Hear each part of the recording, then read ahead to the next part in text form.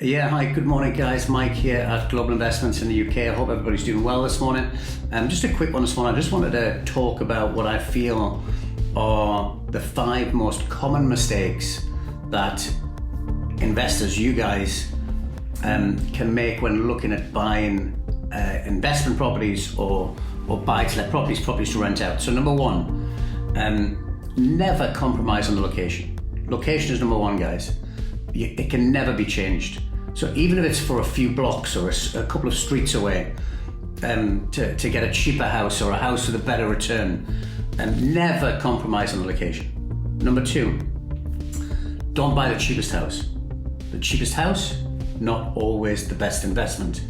In my opinion, it's about trying to find a balance between location, condition, and of course your price and your return as well. So try and find that good balance between all 4. I think too many investors make the mistake of concentrating on the price and the high return. Well, there's a reason why something's cheap and there's a reason why something's got a high return. So not always the cheapest property is the best one.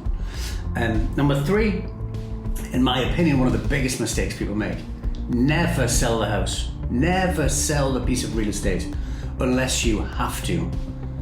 Remember, real estate goes up in value over the cycles, over 5 years, over 10 years, over 15 years.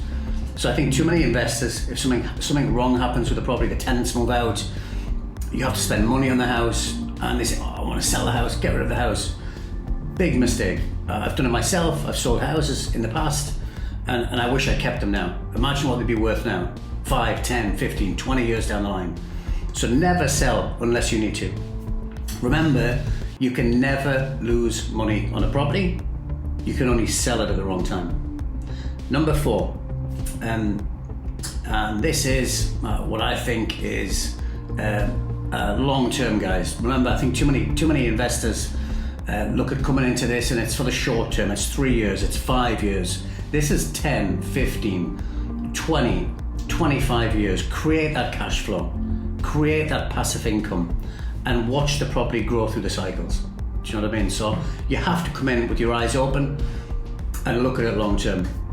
I think a lot of people come in looking at a 2, 3, 4, 5 year investment. These are mid to long term investments. And the last thing, look at the worst case scenario.